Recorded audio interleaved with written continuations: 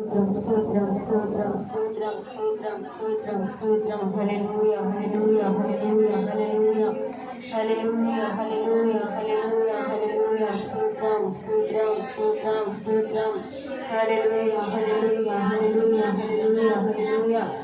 ఒక్కరు కూడా నోటించి ఎస్ఐకి చేయమని ప్రతి ఒక్కరు పాడుతాం.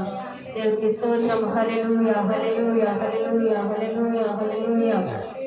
జయమని పాడు జయమని పాడు విజయుడు యేసునకు, జయ విజయుడు క్రీస్తునకు. జయమని పాడు జయమని పాడు విజయుడు యేసునకు, జయ విజయుడు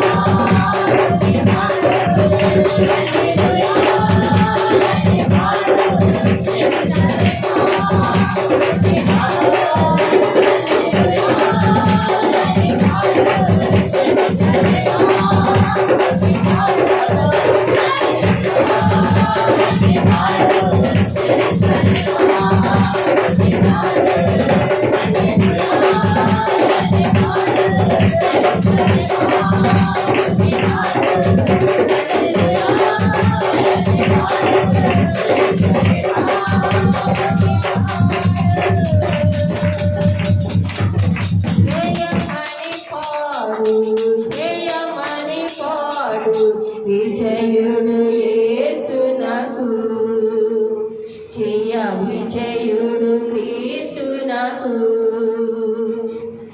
నిన్ను కోరినాడు నిన్ను చేరినాడు కను పాపగా నిన్ను కాపాడినాడు నిన్ను కోరినాడు నిన్ను చేరినాడు కను పాపగా నిన్ను కాపాడినాడు జయ గీతమే స్తుతి పాడుమా జయ గీతమే స్తుతి పాడుమా హల్లెలూయా అని పాడు యెరూషలేమా స్తుతి పాడు హల్లెలూయా అని పాడు యెరూషలేమా స్తుతి పాడు జయమని పాడు జయమని పాడు విజయుడు యేసునకు జయ విజయుడు క్రీస్తునకు విజయుడు యేసునకు జయ విజయుడు క్రీస్తునకు హల్లెలూయా అని పాడు యెరూషలేమా స్తుతి పాడు స్వర్గం హల్లెలూయా అని పాడు యెరూషలేమా స్తుతి పాడు హల్లెలూయా అని పాడు యెరూషలేమా స్తుతి పాడు హల్లెలూయా అని పాడు యెరూషలేమా స్తుతి పాడు జయమని పాడు జయమని పాడు విజయుడు యేసునకు మన విజయుడు క్రీస్తునకు జయముని యేసునకు మన విజయుడు క్రీస్తునకు. దేవుని సంగమా దేవుని జనమా దేవుని ఆరాధించరాత్రులు తెచ్చుకుంటాం మనం మనసారిగా ఆరాధించుతారు ఆయన జయము జయమని పాడు యెరూషలేములో మన కోసం తిరిగి వస్తున్న గాడిద పిల్లపై ఇంకులు మనం ఓస్తన్నా ఓస్తన్న జయమనుషు ప్రతి గురువులు కూడా నోరెత్తి ప్రతి ఒక్కరు కూడా దేవుని ఆరాధించినప్పుడు అయితే ప్రతి ఒక్కరిని ఆరాధించే వారు కూడా మన అందరూ కూడా దేవుడి సందులో ఉన్నట్టుగా దేవుడు మన స్తుతి ఆరాధన అంగీకరించి తన వాగ్దానం అందరితో కీర్తనదారం అందరితో దారుణంగా మాట్లాడి మనం ప్రార్థన చేసుకుందాం. మన మధ్యలో ఉన్న హర్షిని గారు ప్రార్థన నడిపిస్తారు.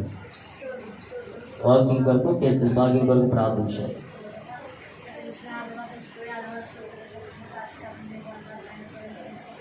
స్తోత్రం స్తోత్రం స్తోత్రం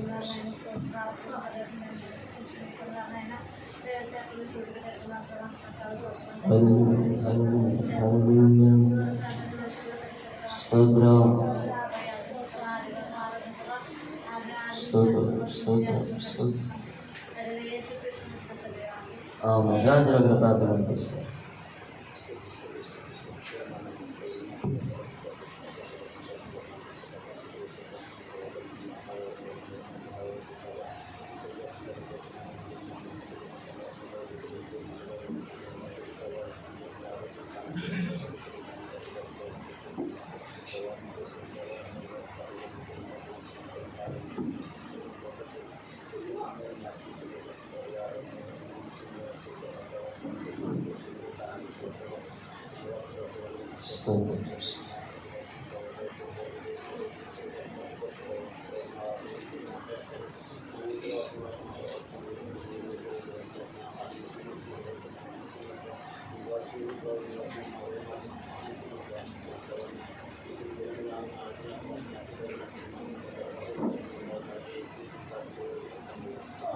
దేవుడు మన ప్రార్థన అంగీకరించి దేవుడు దానికి కీర్తన భాగ్యం ద్వారా వాగ్దానంతో మనతో మాట్లాడుతున్నాను. రెండు చేతులు ఆకాశం మీద చెప్పలు పట్టి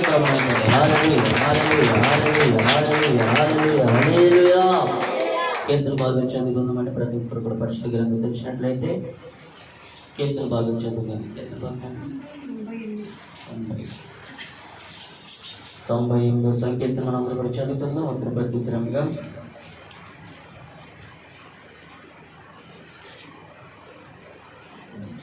మన మధ్యలో ఎలా చదువుతుంది? ఒక వచనం చదువుతుండగా రెండవ వచనం కలిసి మనం అందరూ చెప్తాం. లాస్ట్ వచనం అందరూ కూడా కలిసి స్వరాలు ఎత్తి చెప్తాం. యెహోవా ఆశ్చర్యకార్యములు చేసి ఉన్నాడు, ఆయనను గూర్చి కొత్త కీర్తన పాడుడి. ఆయన దక్షిణ హస్తము, ఆయన పరిశుద్ధ బాహువు ఆయనకు విజయము కలుగజేసి ఉన్నది. యెహోవా తన రక్షణను వెల్లడి చేసి ఉన్నాడు, అన్యజనుల ఎదుట తన నీతిని బయలుపరిచి ఉన్నాడు. ఇశ్రాయేలు సంతతికి తాను చూపిన కృప వాత్సల్యతలను విశ్వాస్యతలను ఆయన జ్ఞాపకం చేసుకొని ఉన్నాడు. భూదిగంత నివాసులందరూ మన దేవుడు కలుగజేసిన రక్షణను చూచిరి. సర్వభూజనులారా యెహోవాను బట్టి ఉత్సాహించుడి, ఆర్భాటముతో సంతోష గానము చేయుడి, కీర్తనలు పాడుడి. సితార స్వరములతో యెహోవాకు స్తోత్ర గీతములు పాడుడి. సితార తీసుకొని సంగీత స్వరముతో గానము చేయుడి. గోడలతోనూ కొమ్ముల నాదముతోనూ రాజు యెహోవా సన్నిధికి సంతోషధ్వని చేయుడి. సముద్రమును దాని సంపూర్ణతయు ఘోషించునుగాక, లోకమును దాని నివాసులను కేకలు వేయుదురుగాక. ఆయన సన్నిధిని నదులు చప్పట్లు కొట్టునుగాక, కొండలు కూడి ఉత్సాహధ్వని చేయునుగాక. లాస్ట్ వచ్చిన అందరూ కలిసి చెప్తాం. భూమికి తీర్పు తీర్చుటకై, నీతిని బట్టి లోకమునకు తీర్పు తీర్చుటకై, న్యాయమును బట్టి జన్ములకు తీర్పు తీర్చుటకై యెహోవా వేచి ఉన్నాడు. దేవుడి కొద్ది వరకు దేవుడు దీక్షించాక ఆమె అందరూ కూర్చుందామంటే క్రమం చెప్పిన దేవునికి స్తోత్రం. హల్లెలూయా. రెండు చేతులు పెద్ద పైకి హల్లెలూయా, హల్లెలూయా. మన ప్రభువును ప్రియ రక్షకుడైన యేసుక్రీస్తు నామములో గురించి వచ్చిన మీ అందరికీ నా హృదయపూర్వక వందనాలు. తిరిగి అందరికీ వందనాలు. మీ పాపలు అందరికీ వందనాలు చెప్పండి. ఎందుకు వచ్చి దేవునికి స్తోత్రం. హల్లెలూయా. దేవుడికి అందించిన ఆదరణ నుంచి ఆదివారం వరకు కూడా దేవుడు మనందరం కాచి కాపాడి తన సజీవుల కింద మనం ఉంచినందుకు దేవుడు మనం ఏమిచ్చి రుణం తీర్చుకోండి. దేవునికి స్తోత్రం. హల్లెలూయా. దేవుడు ఈరోజు ఏ ఆదివారం అంటే మనకి ఏ ఆదివారం? మాట్లాడేవారు. దేవుడు మనందరి గురించి ఆయన యెరూషలేములో నుంచి ఒక గాడిద పిల్లకి మన మధ్యకి తిరుగుస్తున్న రోజు. ఈ రోజు మనము సంతోషముతో, ఆర్భాటముతో, ఆనందంతో దేవుని స్తుతించి ఆరాధించే వారికి ఉండాలి. దేవునికి స్తోత్రం. హల్లెలూయా. ప్రియ దేవుని బిడ్డలారా, ఇక నేను వాక్యాలకు వెళ్ళిపోతే టైం వస్తుంది కనుక దేవుడు మనందరితో ఈ రోజు ధారాళంగా మాట్లాడుతున్న మాటను బట్టి మనం శ్రద్ధగా విన్నట్లయితే ప్రతి ఒక్కరికి కూడా ఆయన మాటను మనము మన హృదయంలో ఫలింపు చేసుకోవాలి. దేవునికి స్తోత్రం. వాక్యాలకు వెళ్ళిపోతాం. జకర్యా గ్రంథము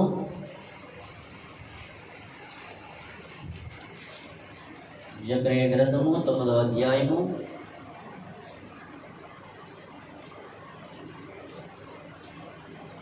పేజీ నంబర్ 781 పేజీ 9వ అధ్యాయము 9వ వచనం.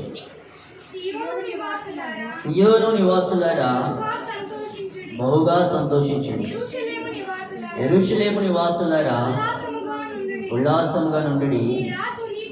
నీ రాజు నీతిపరుడను, రక్షణ గలవాడను, దీనుడనై గాడిద పిల్లను ఎక్కి నీ యొద్దకు వచ్చుచున్నాడు. దేవునికి స్తోత్రం. అదే వచ్చిన ప్రార్థన చేసుకుందరు తలలు వంచుగా. మహాగణుడ మౌన శ్రీకందనాలు ఆయన సరిశక్తి మందుల సద్గారు గొప్ప దేవుడు చేకత్తులు జీవతికి స్తోత్రం. ఒక నిమిషాలు మీరు సూటిగా గట్టిగా మాట్లాడిన మాటలు బట్టి మీకు పొందాను ఆయన. వెలుగుల చదువు గ్రహించిన తల్లి చూస్తున్న మాసం నాలుగు ప్రత్యేక దయచేయండి. నేను విన్న వాక్యం విడిచిపెట్టకుండా హృదయం పరస్పరం రాసుకొని జ్ఞానించే జీవితం నాకు అంతే మీద దయచేయండి. తోడిచ్చిన వచ్చిన బిడ్డలందరూ జ్ఞాపకం చేసుకుని ఆనబెడుతూ మాట్లాడి మీరే సాతాలు నడిపించింది. నా నోటి నుంచి వద్దమని మాట్లాడి రాకుండా నా నోటిని పెద్దలు కాచి నడిపించి ఏసు నమ్మలు అడిగడుతున్నాను తండ్రి. ఆమేన్. దేవునికి స్తోత్రం. ప్రభు మరొకసారి ప్రభు యేసుక్రీస్తు కూర్చొని వచ్చిన మీ అందరికీ నా నిండార వందనాలు తిరిగి అందరు పొందినారు. మొట్టమొదటి నాకు సమయం ఇచ్చిన దేవతలు పొందినాను. అలాగే దైవ సభ్యులైన తండ్రి సమానులు లేదంటే నాలుగైనప్పటికీ నేను అమ్మగారికి కూడా హృదయపూర్వక వందనాలు తెలియజేసుకున్నాను. దేవునికి స్తోత్రం. పైకి హల్లెలూయా.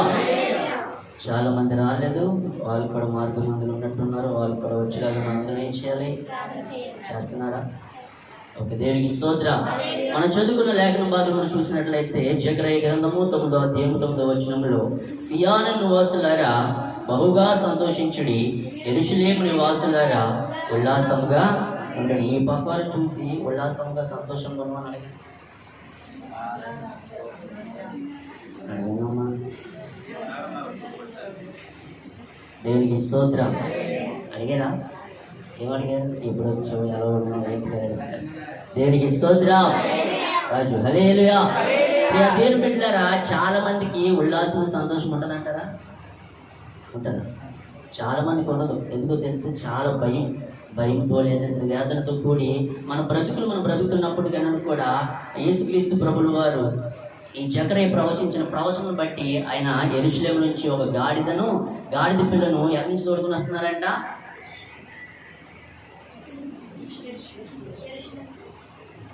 ఎక్కడి నుంచి అమ్మా? ఇప్పుడు బైబిల్ ఉంది కదమ్మా, చదివేం కదా ఇప్పుడే.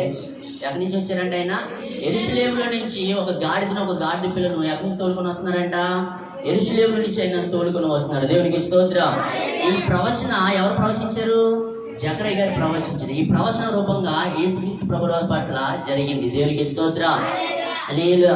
అని జరిగిన రీతిగా ఆయన అంటున్నాడు కదా, సియోను నివాసులారా. ఏ నివాసులు అంటండి? సియోను నివాసులారా అన్నారా, లేదంటే కలవారి ప్రార్థన మనస్సు నివాసులారా అన్నారా? సియోను నివాసులారా. ఆయన రాజ్యంలో ఎవరు ఉంటారో వాళ్ళందరి గురించి అన్నాడు యేసుక్రీస్తు ప్రభుల వారు. సియోను నివాసులారా బహుగా సంతోషించుడి, యెరూషలేము నివాసులారా ఉల్లాసంగా ఉండండి. ఇది ఎవరి గురించి? యేసుక్రీస్తు ప్రభుల వారు ఒక గాడిద పిల్లను తోడుకొని వచ్చినప్పుడుగా ఆయన మాట్లాడుతున్న మాట.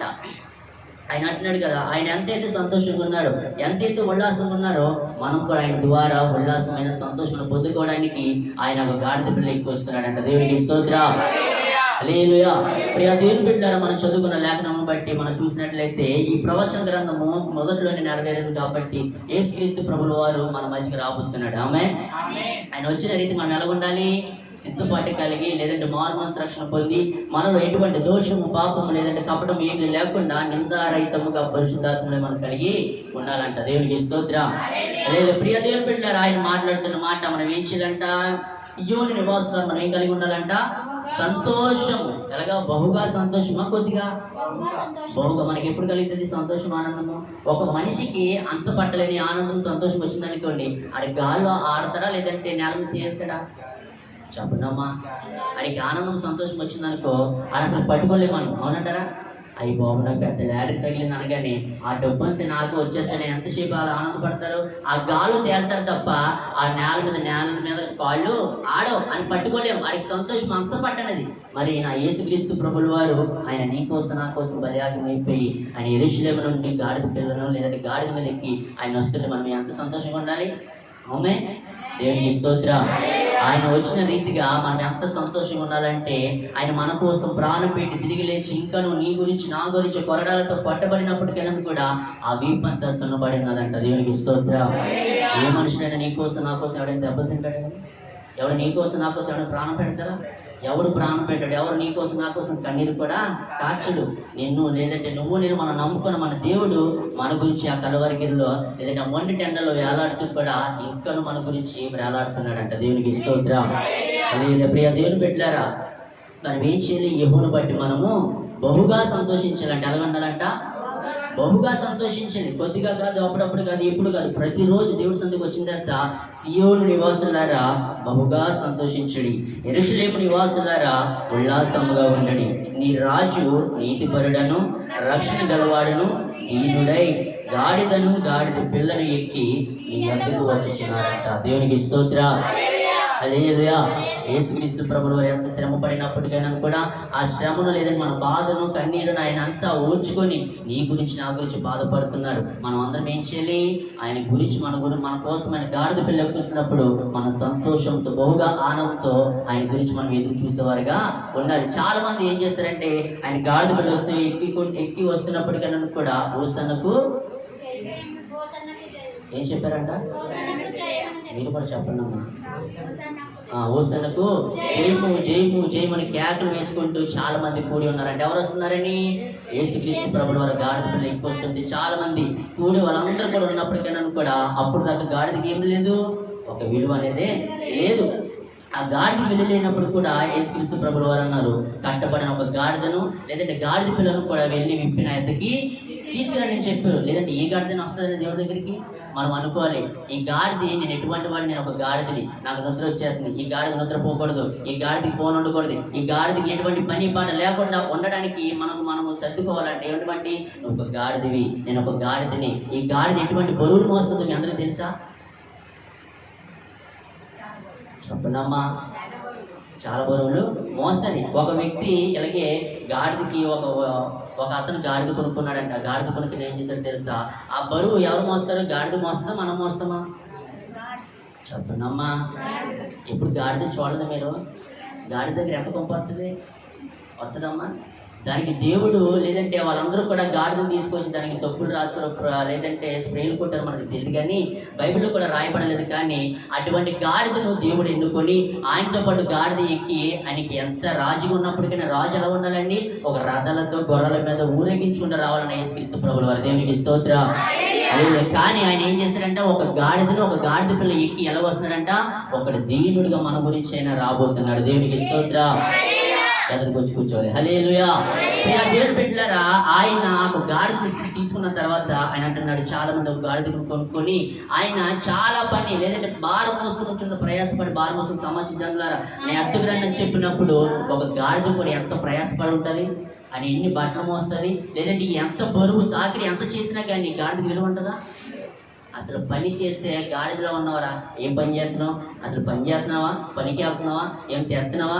గాడిదలాగా తినేసి ఇంట్లో అమ్మా అని చెప్పండి. ఏం చేస్తున్నారంటే గాడిదలాగా తినేసి ఇంట్లో పడుకుంటుంది. గాడిది పని చేస్తుంది కదమ్మా, మరి చెప్పరే. హల్లెలూయా. ఆ గాడిది ఒక వ్యక్తి కొనుక్కున్నాడంట. ఆ వ్యక్తి కొనుక్కొని ఏం చేశాడో తెలుసా? రోజు ఉప్పు బస్తాలు వేసి మోసుకుంటూ వెళ్తున్నాడంట. ఎక్కడికి?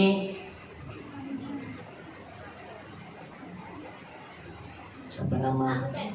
అమ్ముతాకి. దేవునికి స్తోత్రం. ఆ గాడిని కొనుక్కున్న వ్యక్తి ఏం చేశాడు తెలుసా? ఈ పక్క నుంచి ఆ పక్కకు వెళ్ళాలంటే మధ్యలో ఒక నది ఉంది. ఏ నది ఉందండి? ఏదో ఒక నది ఉంది. ఆ నదిని దాటాలంటే గాడిద ఏం చేయాలి?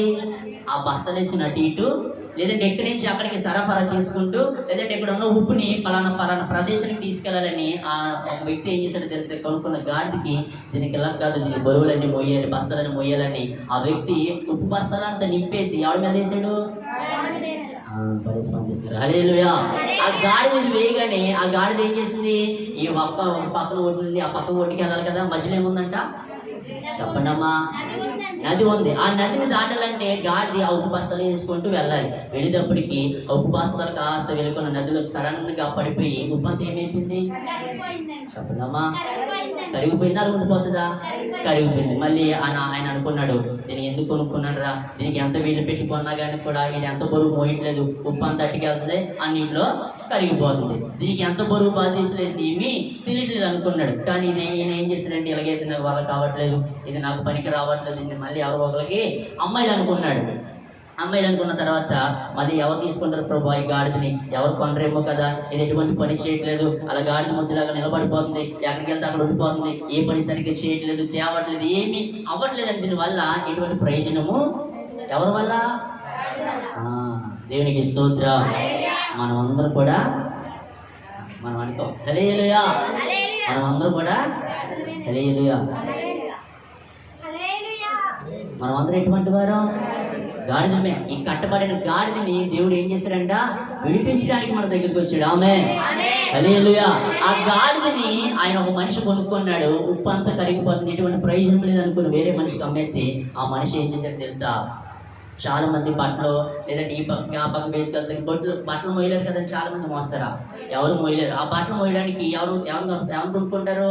ఒక గాడిని, లేదంటే ఒక బండి, లేదంటే ఆటోలు, ఏదో ఒకటి సంథింగ్ ఏదో ఒకటి ఏర్పాటు చేసుకుంటారు. కానీ ఈ మనిషికి ఏదైతే అమ్మేయాలి కదా, నాకు డబ్బులు రావాలి కదా, దీంతో ప్రయోజనం లేదని ఒక వ్యక్తికి అమ్మేశాడంట. ఆ వ్యక్తికి అమ్మేసిన తర్వాత మళ్ళీ ఆ వ్యక్తి ఏం చేశాడు తెలుసా? మొత్తం బట్టలన్నీ కూడా మూటలు కట్టి ఎవరి మీద వేసాడు? గాడి మీద వేసాడు. గాడి మీద వేయగానే మరి ముందు ఉప్పు ఏమైపోయింది? ఎక్కడ? నీటిలో కడిగిపోయింది. అప్పుడు బరువు ఏమి తెలియలేదు. ఎవరికి? గాడికి ఎటువంటి బరువు బాధ్యత లేదు. ఇప్పుడు తెలిసి వస్తుంది ఎలాగా? ఆ బట్టలను మోయగానే అప్పుడు మళ్ళీ అదే నావలో నడుచుకుని ఈ పక్కగా పక్కకే వెళ్ళాలి. అప్పుడు కాసేపు నడిచింది, వెళ్ళిన తర్వాత అమాంతంగా మళ్ళీ నీటిలో మునిగిపోయింది. అప్పుడు బట్టలు ఏమైపోతాయి? తడిసిపోయి బరువు ఎక్కుతాయి. అప్పుడు మోతలు గాడిది అప్పుడు అనుకుంటుందంట, ప్రభువా ఎందుకునైనా ఒకప్పుడు నేను ఉప్పు మోసాను, అప్పుడు నాకు బరువు బాధ్యత ఏమీ తెలియలేదు, సింపుల్గా వచ్చేసిన కాపు నా మీద వేసేస్తుండే నేను ఎలాగోలాగా వెళ్ళిపోతున్నాను కదా అని అనుకున్నాడు. కానీ తర్వాత ఒక మనిషికి అమ్మేసిన తర్వాత ఆ బట్టలని వేగిన దానికి ఏమైపోయిందంట? బరువు, ఒక బాధ్యత కలిసి వచ్చింది. దేవునికి స్తోత్రం. హల్లెలూయా. ఆ గాడిదకి అప్పుడు దాకా విలువ లేదు, కానీ లేదంటే అప్పుడు దాకా ఎటువంటి పని పాట లేదనుకున్న గాడిది ఇప్పుడు ఆ నీటిలో మునిగిపోయి ఆ ఎడారులు నడుచుకుంటూ వెళ్తున్నప్పటికైనా కూడా ఆ బట్టలంతా కూడా ఏమైపోయినాయి? నీరు ఎక్కిపోయి బరువు ఎక్కువైపోయిన తర్వాత అది మోయలేక ఇప్పుడు ఎలా మోతుందంట? బరువు బాధ్యతలు మోసుకుంటూ గాడిద ఏమవుతుంది? ఇప్పుడు ఆ బట్టలన్నీ మోసుకుంటూ వెళ్తుంది. దేవుడికి స్తోత్రం. హల్లెలూయా. ప్రియ దేవుని బిడ్డలారా, వచ్చి మనం అందరూ కూడా ఏదో బాధతో వేదనతో లేదంటే ఏదో కష్టంతో మనం వచ్చిండ దేవుడి సంధికి ఈ రోజు మన కట్టెలను కూడా దేవుడు తెంపబడివేయుగాక. ఆమేన్. దేవునికి స్తోత్రం. ఆయన అంటున్నాడు కదా, చక్రయ గ్రంథము 9వ అధ్యాయము 9వ వచనం మరొకసారి చదువుతాం. సీయోను నివాసులారా ఎలా ఉండాలంటండి? బహుగా సంతోషించాలంట. అప్పుడప్పుడు కాదు, ఎప్పుడు కాదు, ఒక దినము కాదు, మనుషులు అంటే ఒకలాగా, మనుషులు లేకపోతే ఒకలాగా మనము సంతోషించకూడదు. కానీ సియోను నివాసులారా బహుగా ఎలాగంటండి? బహుగా సంతోషించాలంట. ఆయన అంటున్నాడు, సంతోషించుడి యెరూషలేము నివాసులారా, ఉల్లాసముగా ఉండుడి, నీ రాజు నీతిపరుడను రక్షణ గలవాడను దీనునై గాడిద పిల్లను ఎక్కి నీ వద్దకి వచ్చుచున్నాడు. దేవునికి స్తోత్రం. ఆయన మా అద్దకి ఎలా వచ్చుచున్నాడంట? త్వరగా వచ్చుచున్నాడు. ఒక మనిషి దగ్గరికి మనం వెళ్ళాలంటే ఎలాగెళ్తాం? ఒక మనిషి గురించి మనము అపాయింట్మెంట్ తీసుకున్నా, లేదంటే ఆయన దగ్గర ఒక లెటర్ కావాలంటే మనం ఏం చేయాలంట? మనం పని పక్కనెట్టుపోయిన తర్వాత కానీ ఆ పని గురించి మనం త్వరగా వెళ్తాం. నా రాజు త్వరగా వచ్చుచున్నప్పుడు మనం ఎలాగే ఉండాలి? ఎదురు చూచేవారుగా ఉండాలి. దేవునికి స్తోత్రం. చదువుతాం. మార్కు సువార్త 11వ అధ్యాయము. మార్కు సువార్త 11వ అధ్యాయము 7 నుంచి 10 వచనాలు చదువుతాం. వారు ఆ గాడిద పిల్లను యేసునద్దకు తోలుకొని వచ్చి తమ బట్టలు దానిపైన వేయగా ఆయన దాని మీద కూర్చుండెను. అనేకులు తమ బట్టలను దారి పొడుగున పరిచిరి. కొందరు తాము పొలములో నరికిన కొమ్మలను పరిచిరి. మరియు ముందు వెలుచున్న వారును వెనుక వచ్చుచున్న వారును జయము ప్రభువు పేరిట వచ్చేవాడు స్తుతింపబడును గాక. వచ్చుచున్న మన తండ్రి అయిన దావీదు రాజ్యము స్తుతింపబడును గాక. సర్వోన్నతమైన స్థలములలో జయము అని కేకలు వేసిన పిలికొట్లు ఉంటది. హోసన్నా జయము. దేవునికి స్తోత్రం. అప్పుడు దాకా ఆ గాడిదకి విలువ లేదు. ఎవరికి?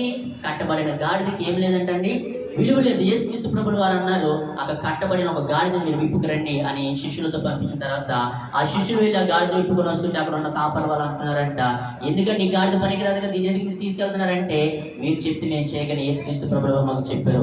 ఒక కట్టబడిన గాడిద పిల్లను దేవుడు ఏం చెప్పాడంట? విప్పి నా యొద్దకి తీసుకురమ్మని చెప్పారు. తీసుకురమ్మని చెప్పిన తర్వాత ఆయన అంటున్నాడు కదా, ఆ గాడిద పిల్లను యేసునద్దకు తోలుకొని వచ్చిన తర్వాత తనకు బట్టలు పైగా వేయగా ఆయన దాని మీద కూర్చుండెను. అనేకులు తమ బట్టలు దారి పొడుగున పరిచిరి. కొందరు తాము పొలములలో నరికిన కొమ్మలను పరిచిరి.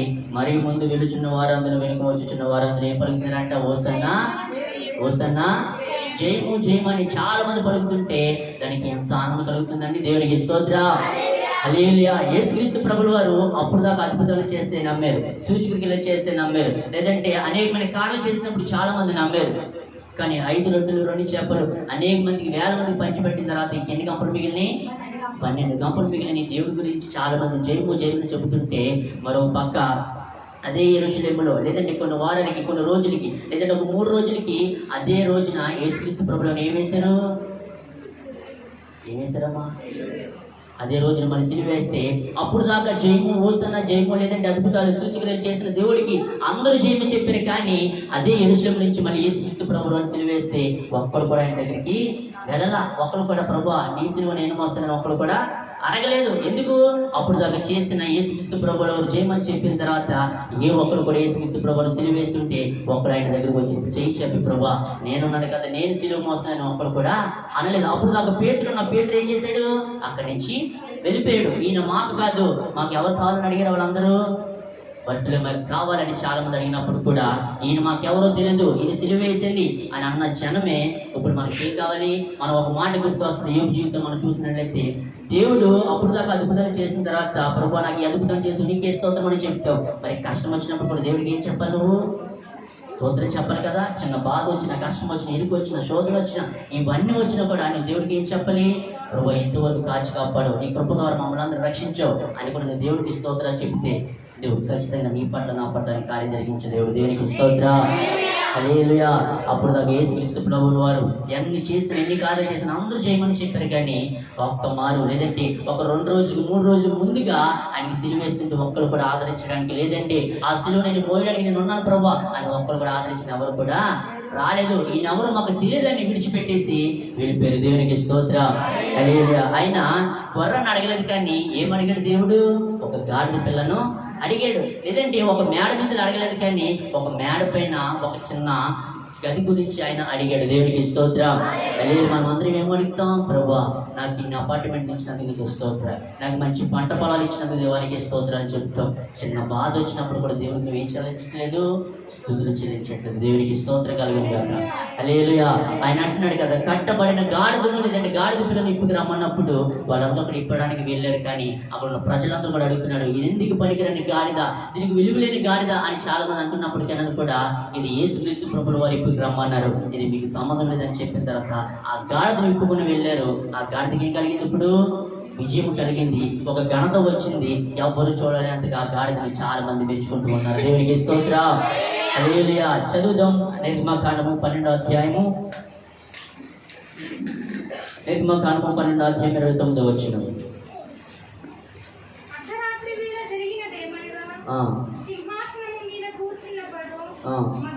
మొదలుకొని చెరసాలలో ఉన్న ఖైదీ యొక్క తొలి పిల్లల వరకు ఐగుప్తు దేశమందలి తొలి పిల్లలందరినీ, పశువుల తొలి పిల్లలందరినీ యెహోవా హతము చేశాడు. దేవునికి స్తోత్రం.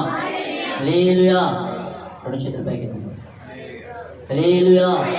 ఈయన అంటున్నాడు కదా, ఆయన నిర్గమకాండము 12వ అధ్యాయం 29వ వచనంలో అర్ధరాత్రి వేళ జరిగినది ఏమనగా సింహాసనం మీద కూర్చున్న ఫరో మొదలుకొని చెరసాలలో ఉన్న ఖైదీ యొక్క తొలి పిల్లల వరకు ఐగుప్తు దేశమందు తొలి పిల్లలను అందరినీ, పశువుల తొలి పిల్లలన్నిటిని కూడా ఎవరంటండి? యెహోవా హతము చేశాడంట. దేవునికి స్తోత్రం. ఐగుప్తు దేశంలో ఎవరు బానిసత్వం వహిస్తున్నారు? చెప్పండమ్మా. ఇశ్రాయేల్ ప్రజలు ఈ ఐగుప్తులో వాళ్ళు బానిసత్వం అనుభవించడానికి కూడా దేవుడు మరొకసారి వాళ్ళందరూ విడిపించడానికి వస్తుంటే ఫరో అడ్డుకున్నాడంట. ఏంటి? ఈ జనాలు విడిపించడానికి నాకు అధికారం ఉంది, కానీ నేను విడిచిపెట్టని లింక్ ఇక్కడ కొట్టి చాకరీ చెయ్యాలి అని అన్నప్పుడు కూడా దేవుడు అంటున్నాడు, ఆయనతో మాట్లాడుతున్నాడు, అర్ధరాత్రి వేళ జరిగినది ఏమనగా తెలుసా?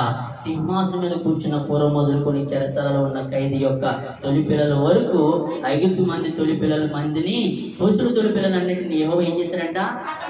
హతము చేసేసాడు. ఎందుకు? ఐగుప్తులను ఇశ్రాయేల్ ప్రజలు విడిపించడానికి దేవుడు వస్తుంటే ఆ ఫరో మహారాజు కూడా అడ్డుకుంటున్నాడు. ఎవరిని? ఆ ఇశ్రాయేల్ ప్రజలందరినీ. మరి దేవుడు మరొకసారి ఆయనకి అవకాశం ఇచ్చినప్పుడు కూడా ఆ ప్రజలు విడిపించాలి కదా. మరి విడిపించకుండా ఫరో మళ్ళీ అడ్డుకుంటున్నాడంట. అదే మాట మనం చదివినట్లయితే నిర్గమకాండము 13వ అధ్యాయము 12, 13 వచనాలు మనం చదువుతాం. ప్రతి తొలిచూలి పిల్లలను నీకు కలుగు పశువుల సంతతిలో ప్రతి తొలిచూలి పిల్లలను యెహోవాకు ప్రతిష్ఠింపవలెను. వానిలో మగ సంతానము యెహోవా దగును. ప్రతి గాడిద తొలి పిల్లలను వెలయించి విడిపించి దానికి మారుగా గొర్రె పిల్లలను ప్రతిష్ఠింపవలెను. అట్లు దానిని విడిపించని ఎడల దాని మెడను ఎరగదీయవలెను. నీ కుమారులలో తొలిచూడి అయిన ప్రతి మగవానిని వెలయించి విడిపించవలెను. దేవునికి స్తోత్రం. హల్లెలూయా. ఇక్కడ మనం అనుకుంటాం దేవుడికి అది ఇస్తే మంచిది, ఇది ఇస్తే మంచిది, లేదంటే దేవుడికి దశమ భాగాలు ప్రథమ ఫలాలు ఇస్తాను అనుకుంటాం. కానీ దేవుడికి ఇవ్వాల్సింది మొట్టమొదటికి ఏమవ్వాలి? దేవుడికి ఏమవ్వాలండి? ఏమవ్వాలమ్మా దేవుడికి? నీ హృదయంలో ఒక స్థానం కావాలి. ఎవరికి? దేవుడికి. నీ హృదయం కావాలంటాడు దేవుడు. నువ్వు ఎన్ని అర్పణ చెల్లించినా కానీ కూడా దేవుడు లెక్క చేయడు. కానీ ఈయన అంటున్నాడు కదా, నిర్మాకాండము 13:12 ప్రతి తొలిచూల లేదంటే ప్రతి తొలిచూల పిల్లలను నీకు కలుగు పశువుల సంతతిలో ప్రతి తొలిచూల పిల్లలకు యెహోవాకు ప్రతిష్ఠ ఇవ్వాలి. మొట్టమొదటిగా లేదంటే కోడి గుడ్డు పెట్టిన తర్వాత మొట్ట గుడ్డి ఎవరికి ఇవ్వాలి? ఏమోలమ్మా, మొదటిది కదా, అది ప్రథమ ఫలమేనా? లేదంటే మొట్టమొదటి ఏది పెడతారో దేవుడికి అది తీసుకొచ్చి ఇవ్వాలంట. దేవుడు అంటాడు ఎవరైతే ఇవ్వలేదో ఆ ప్రతి ఒక్క పిల్లలు కూడా దేవుడు ఏం చేస్తానంటాడు ఇక్కడ? ఏం చేస్తానంట? చదవండమ్మా. నీ కుమారులలో తొలిచులు అయిన ప్రతి మగవాని వెలిచి విడిపింపవలను. చాలండి, దేవుడికి స్తోత్రం. దేవుడు ఇవన్నీ కోరట్లేదు, కానీ దేవుడి హృదయాన్ని కోరుతున్నాడు. దేవుడు అడుగుతున్నాడు, యేసుక్రీస్తు ప్రభుల వారు, నాకు ఇక్కడ కనబడుతున్న గాడిద కావాలంటే వాళ్ళు అన్నారు, గాడిద మేము కానీ ఒక గొర్రె పిల్ల నీకు వెలయించి కొనుక్కోవాలని చెప్తున్నారు. కానీ ఆ గొర్రె పిల్ల కూడా దేవుడు ఏం చేశాడంట? మన కోసం గొర్రె పిల్ల బలియాగం అయిపోయి నిన్న నేడు ఏకరీతిగా ఉన్న మన దేవుడు నీ గురించి నా గురించి కలవరికి ఏమైపోయాడంట? ఆయన బలియాగం అయిపోయి ఇంకా నువ్వు చేసిన తప్పుదమ్ములు కానివ్వండి, లేదంటే అపరాధములు కానీ ఏవైనా కానివ్వండి కానీ దేవుడు అవన్నీ క్షమించి ఒక గొర్రె పిల్లగా ఏమైపోయాడంటే ఆ కలవరిగిరిలో బలియాగం అయిపోయాడు. దేవునికి స్తోత్రం. హల్లెలూయా. నువ్వు ఒక గాడిద ఇవ్వకపోతే దేవుడు ఏమడుగుతున్నాడంట? గొర్రె పిల్లను ప్రతిష్ఠింపవాలని. అతడు దానిని విడిపించని ఎడల దాని మెడని ఏం చేయమన్నాడంట? ఏమేమన్నాడు? విరగదీసేమన్నాడు. మరి గాడిద అడిగాడు దేవుడు. గాడిద అడిగినప్పుడు ఇవ్వాలి కదా, వాళ్ళు ఇచ్చారా? గాడిద కూడా ఇవ్వలేదు, గాడిద పిల్లలు కూడా వాళ్ళు ఇవ్వలేదు. దానికి ప్రతిఫలముగా దేవుడు ఏమడిగాడు? ఒక గొర్రె పిల్లని అడిగాడు. ఆ గొర్రె పిల్లలు ఏమని ఎడల దేవుడు ఏం చేయమన్నాడంట? ఆ మెడని నిలిచేయమన్నాడు. దేవుడికి నువ్వు ఇష్టమైన పాత్రగా లేదంటే ఇష్టమైన ఒక వ్యక్తిగా ఉండాలి, కానీ లేదంటే దేవుడికి అయిష్టంగా ఎప్పుడు మనము బ్రతకకూడదు. దేవునికి స్తోత్రం. అట్టి రీతి నువ్వు బ్రతికినట్లయితే దేవుడు నీలో నాలుగు ఏదో ఒక ముళ్ళు పెట్టి ఇంకా నిన్ను కూడా ఆయన పాదాల దగ్గర వంగదీసేవారుగా దేవుడు మనం చేస్తాడంట. దేవునికి స్తోత్రం. లేదా ప్రతి తొలిచులి పిల్లలు కూడా నువ్వు ఎక్కడైతే మొదటికి ఎవరైతే పుడతారో వాళ్ళందరూ కూడా నేను హతము చేసేస్తానని దేవుడు అక్కడ తేడతలుగా చెబుతున్నాడు. ఇది నా సొంత మాటలు చెప్పలేదు, కానీ దేవుడు బైబిల్ గ్రంథంలో నుంచి మనం సూటిగా తేడగా మాట్లాడుతున్న మాటలు బట్టి మనం ఏం చేయాలి? దేవుడికి నీ హృదయాన్ని నా హృదయానికి దేవుడికి అప్పగించాలంట. దేవునికి స్తోత్రం. హల్లెలూయా. చాలా మంది అనుకుంటారు దేవుడికి నేను అది ఇవ్వాలి ఇది ఇవ్వాలని అనుకుంటాం, కానీ నువ్వు ఏది మొదటిగా ఇవ్వాలంటే దేవుడికి అది ఇచ్చేయాలి. కానీ దేవుడు ఏం అడిగాడు? ఒక గొర్రె పిల్లను మాత్రమే అడిగాడు. ఆ గొర్రె పిల్లలు కూడా ఇవ్వకుండా వాళ్ళందరూ ఏం చేస్తారంట? ఆ గొర్రె పిల్లను అడ్డం పెట్టుకుని, లేదంటే గాడిద నేను ఇస్తాం కానీ గొర్రె పిల్లను మేము ఇవ్వమని చెబుతున్నారు. దేవుడికి స్తోత్రం. హల్లెలూయా. మనం ఏం చేయాలి? మన హృదయం దేవుడికి మనం మొదటికి ఇవ్వాలి. ఆ క్రీస్తు రక్తంలో మనం కడగబడినట్లయితే, లేదంటే కలవరిగిరిలో దేవుడు మన గురించి బలాగమై ఇంకా నిన్న నేడు యాగరీతిగా ఉన్న దేవుడి గురించి మనం ఏం చేయాలంటే సిద్ధపాటు కలిగి, లేదంటే ఆయన రక్తం మనం కనబడుతున్నామా, లేదంటే కట్టబడిన గాడిద వల్ల మనం ఎప్పుడుపడి మన కట్లు కూడా దేవుడు విడిపించడానికి ఆయన సిద్ధంగా ఉన్నాడు. కానీ మనం ఏం చేస్తున్నా తెలుసా? ఆ కట్టబడిన గాడిద వల్లే మనకున్న శోధనలు కానీ అప్పుల బాధలు కానీ రుణ బాధలు కానీ ఏవైనా కానీ అవి ఇంకా విడిపించబడకుండా అక్కడే కట్టబడి ఉండిపోతున్నామేమో, లేదంటే అక్కడే నిలబడి ఉండిపోతున్నామేమో. దేవా, ఈ రోజు నన్ను జ్ఞాపకం చేసుకో. ఈ కట్టబడిన గాడిద వల్ల ఎలాగైతే విడిపించవో నాకున్న బాధలు ఇరుకులు శోధనలు ఇవన్నీ కూడా విడిపించి దేవుడిని సమర్థులు గడవడమని మనందరూ కూడా ఏం చేయాలంటే దేవుడిని నమ్మే రీతిగా ఉండాలంట. దేవునికి స్తోత్రం. ప్రియ దేవుని బిడ్డలారా, అట్టి రీతిగా చేసినప్పటికైనా కూడా ఆ గాడిదకి విలువ రాలా. అప్పుడు దాన్ని కట్టబడిన గాడిదని దేవుడు ఎన్నుకున్నాడు. ఇది మొండి గాడిద, ఈ గాడిదకి ఎటువంటి పని లేదు, పాట లేదు, ఎక్కడ ఉంటే అక్కడ ఉండిపోతుంది అంటాం, కానీ ఆ గాడిద విడుదల లేదని కాపరి చెబుతున్నాడు. కానీ యేసుక్రీస్తు ప్రభుల వారు ఆ గాడిద నాకు కావాలి. ఈ గాడిద ఆ మొండి గాడిద దేవుడికి కావాలంట. దేవునికి స్తోత్రం. చదవండి మార్కు సువార్త 11:1-3 మనం చదువుకుందాం.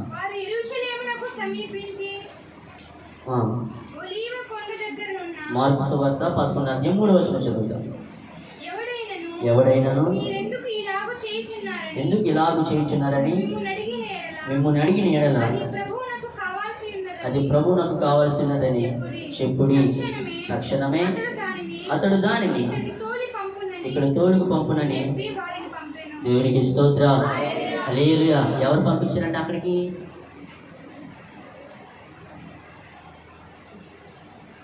దేవునికి స్తోత్రం. హల్లెలూయా. అక్కడికి యేసుక్రీస్తు ప్రభువు వారు 2 శిష్యులు పంపించి అన్నాడు, అరే బాబు, అక్కడ కట్టబడిన ఒక గాడిద ఉన్నది, ఆ గాడిద నా యొద్దకి విప్పి నా ఇద్దరు తోలుకురండి అని చెప్పినప్పుడు అక్కడ ఒక కాపరి అంటున్నాడు, ఇది మొండి గాడిది. ఎటువంటి గాడిదంట? ఇది మొండిది, ఎటువంటి పనులు చేయదు అని అంటారు. ప్రియ దేవుని బిడ్డలారా, ఆ గాడిద మొండిదైనప్పుడు ముందుకు వెళ్తుందా వెనక్కి వెళ్తుందా? చెప్పండమ్మా. కరెక్ట్గానే చెప్పారు. అంటే ఏం చేస్తుంది, గాడిది మొండిది అనుకోండి, అది ఎంత తోసినది వెళ్దాం, ఏం చేస్తుంది, వెనక్కి తగ్గితేనే ఎవడైనా అనుకొచ్చిన ఒక బాల్తో తగ్గుతుంది. అప్పుడు మనుషులు కూడా మనం ఏం చేస్తుంది తెలుసా, మనకి దేవుడు మంచి మనసే పెట్టాడు, మనం కూడా ఒకప్పుడు లేదంటే ఒక్కోసారి మనం ఏం చేసిన తర్వాత మొండితనంగా భావిస్తూ ఉంటాం. ఈ మొండితనము గాడికి ఇచ్చాడంటే మనుషులు కూడా ఇచ్చాడు. రేపు బాబు ముందు నడవరా అంటే ఆడు నడవడం ఎందుకు, అక్కడే స్ట్రాంగ్ నిలబడిపోయి గట్టిగా బిగి పెట్టేసి ఉంటాడు. ఎందుకు, ఆడు మొండోడు, ఎంత చెప్పిన వాడు వినడు. ఎంత చెప్పిన వినప్పుడు మరి దేవుడు చెప్తే ఖచ్చితంగా వినాలి.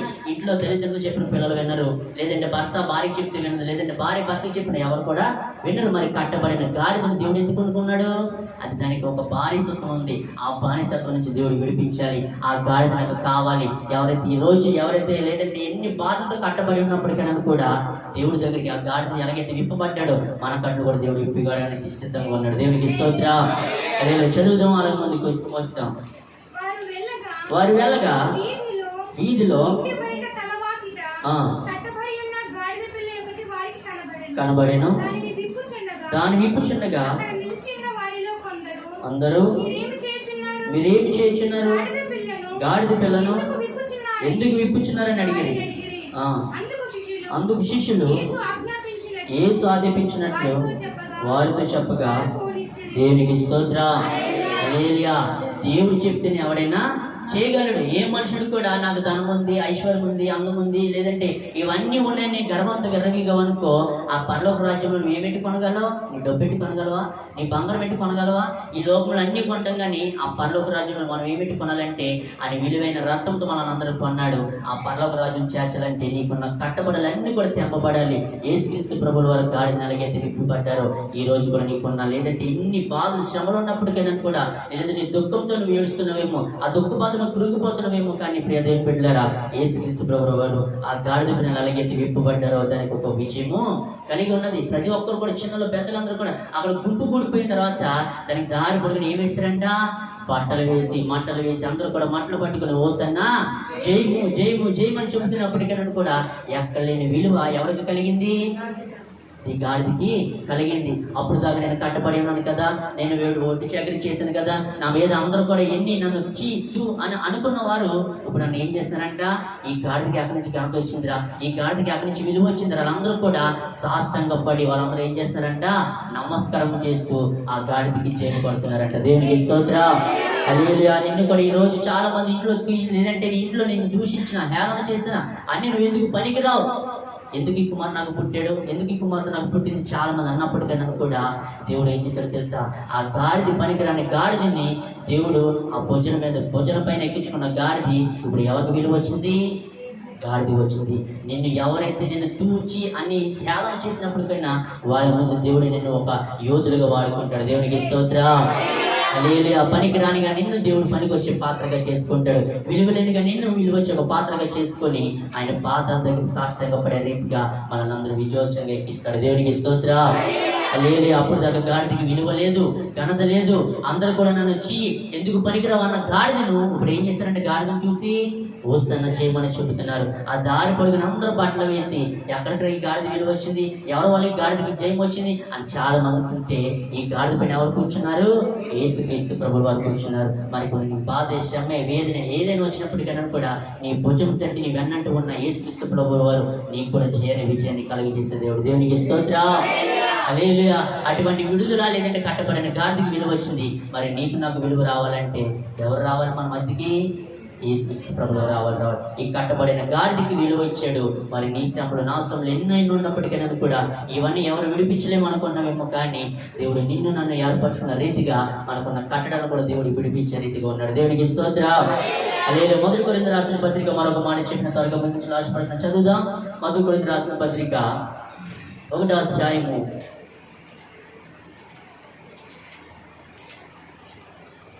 26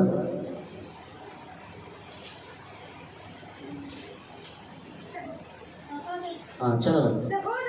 సహోదరులారా, మిమ్మల్ని పిలిచిన పిలుపును చూడుడి, మీలో లోకరీతిని జ్ఞానులైనను గనులైనను గొప్ప వంశపు వారైనను అనేకులు పిలువబడలేదు, కానీ ఏ శరీరయు దేవుని ఎదుట అతిశయింపకున్నట్లు జ్ఞానులను సిగ్గుపరచుటకు లోకములోని వెర్రి వారిని దేవుడు ఏర్పరచుకుని ఉన్నాడు.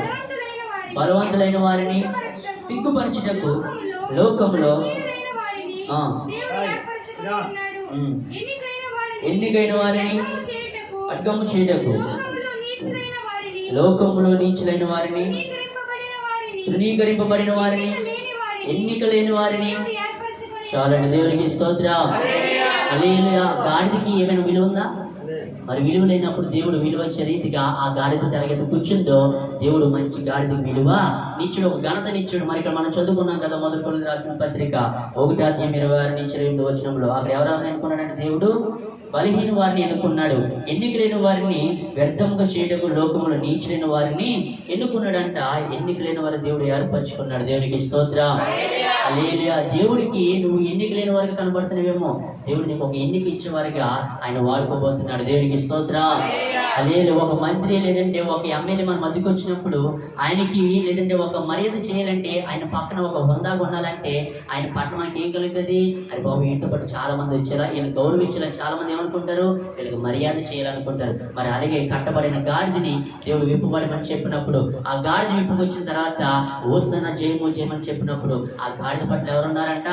యేసుక్రీస్తు ప్రభువు వారు ఉన్నారు. ఆయన ద్వారా గాడిదకి ఘనత వచ్చింది, గాడిదకి విజయం కలిగించింది, లేదంటే గాడిదకి విజయం కలిగించారు, లేదంటే గాడిదకి జయం వచ్చింది, లేదంటే గాడిదకి ఘనత కలిగింది. ఇదంతా ఎవరి వల్ల కలిగింది? యేసుక్రీస్తు ప్రభువు వారు కలిగింది. ఈ రోజు నీ పట్ల నా పట్ల కూడా ఏదైనా జరగాలంటే నీకున్న కట్టలు ఏవైతే విప్పబడాలో గాడిద అలాగైతే విప్పబడించే దేవుడు ఈ రోజు నీకున్న శ్రమలు అన్ని ఏవైనా సరే అవన్నీ విప్పబడాలంటే దేవుడు నీ పట్ల నా పట్ల ఒక కార్యము జరిగించే రీతిగా ఉన్నాడు. ఆయన ఎవరు ఎన్నుకున్నాడంట? హీనమైన వారిని, లేదంటే బలహీన వారిని, లేదంటే ఎన్నో శ్రమలు పడుతున్న వారందరూ కూడా ఎన్నుకున్నాడు. వారందరూ కూడా ఒక విలువైన స్థితిలో నిలబెట్టాడు. దేవునికి స్తోత్రం.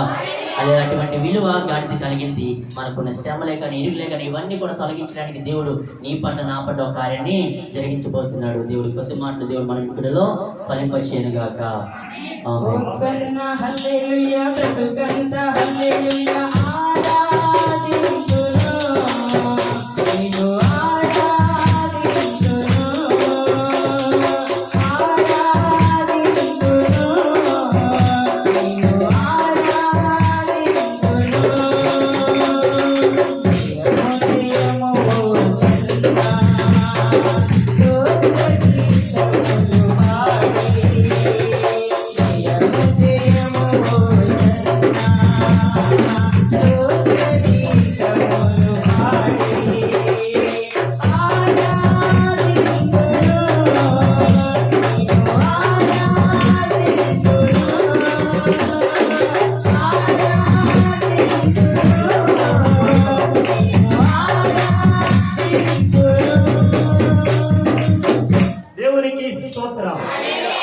ఆకాశపైకి దగ్గరగా హల్లెలూయా.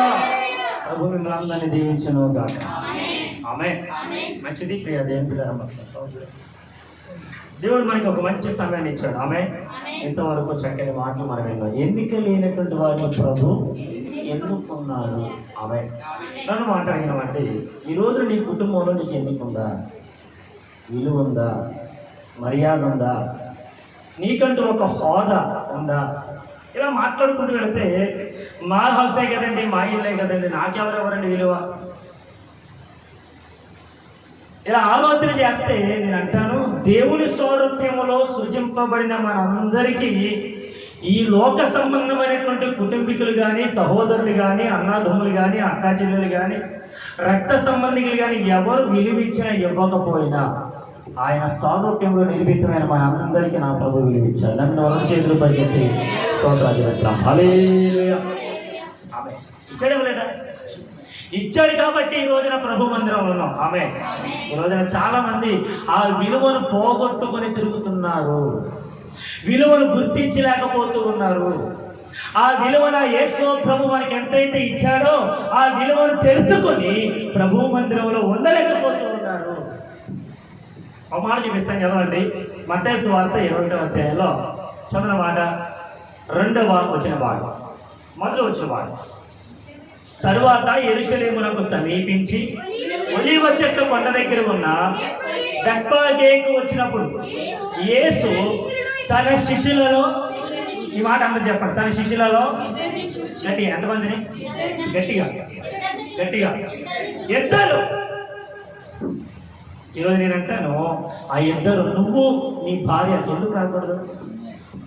ఆ ఇద్దరు నువ్వు నీ అన్నలు ఎందుకు కాకూడదు? ఆ ఇద్దరు నువ్వు నీ భర్త ఎందుకు కాకూడదు? ఆ ఇద్దరు సంఘంలో మనం ఎందుకు కాకూడదు? అక్కడ ఉన్నటువంటి 12 మందిలో అనేక మంది కనబడినా కానీ ఇద్దరు మాత్రమే పిలిచారంట. అనే చెప్పండి హల్లెలూయా. ఇక్కడ మీరు బాగా ఆలోచన చేస్తే పరిశుద్ధ గ్రంథంలో నెంబర్స్ ఉన్నాయండి. మొదటి దినము, రెండవ దినం, మూడో దినం, కొన్ని లెక్కలు కూడా మన పరిశుద్ధ గ్రంథంలో చూడగలం. దేవునికి స్తోత్రం. ఇప్పుడు 7 పరిపూర్ణ సంఖ్య అన్నట్టుగా ఈ 2 అనేటువంటి సంఖ్య కూడా ఎంతో ప్రాముఖ్యం. ఆ ఇద్దరు నువ్వు నేను క్రీస్తుతో ఏకమయ్యాడు. ఆమేన్. దేవునికి స్తోత్రం.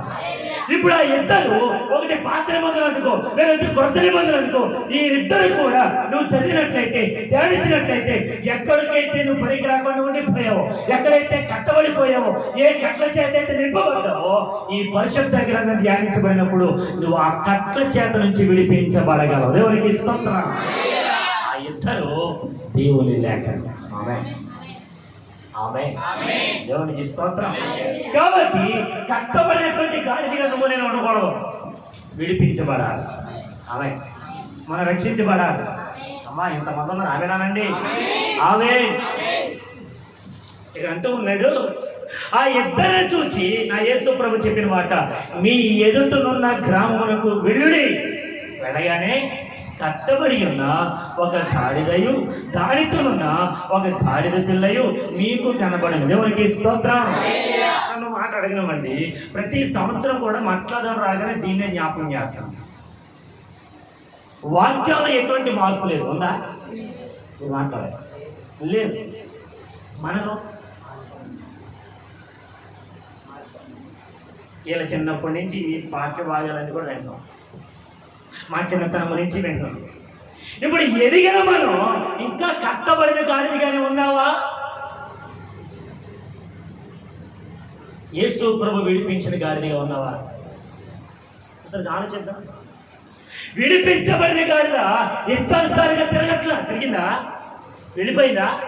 నాకు అవసరం లేదే, ఇంక నేను రక్షించబడ్డాను, ఇంక నేను బాప్టిజం తీసుకున్నాను, ఇక నా ఇష్టం, నాకు ఏ కట్లు లేవు, ఏ తప్పిదములు లేవు, ఇక నన్ను ఎవరు పట్టించుకోరు, నన్ను ఎవరు ఏమడగరు అని అనుకొని విడిపించబడిన గాడిద ఆ ఇద్దరు శిష్యులు కూడా తీసుకొని యేసు ప్రభు దగ్గరికి తోలుకొని వచ్చినప్పుడు యేసు ప్రభు దగ్గరికి వచ్చినాయా రాలేదా?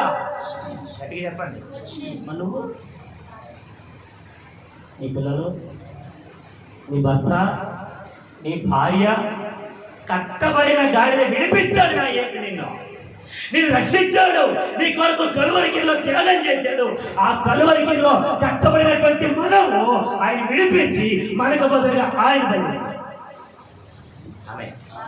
ఇప్పుడు ఆయన బలైపోయినప్పుడు నువ్వు విడిపించబడ్డావుగా, మరి విడిపించబడి నువ్వు ఎంతమంది అయితే కట్టబడ్డారో వాళ్ళందరి దగ్గరికి వెళ్ళి నేను విడిపించే క్రీస్తును నేను తోలుకొని వస్తున్నాను అని ఆ గాడిద యేసు ప్రభువును మోసినట్టుగా నువ్వు నేను కూడా మోయాలిగా. మోస్తున్నావా? దిగో, ఇంకెంతకాలం మోయాలి నేను, ఇంక నేను మోయలేను నేను అని అన్నట్టుగా దింపేస్తున్నావు యేసు ప్రభుని. యేసు ప్రభు అన్నాడు, నా యొద్దకి రండి, నా కాడి ఎత్తుకోండి, నేర్చుకోండి.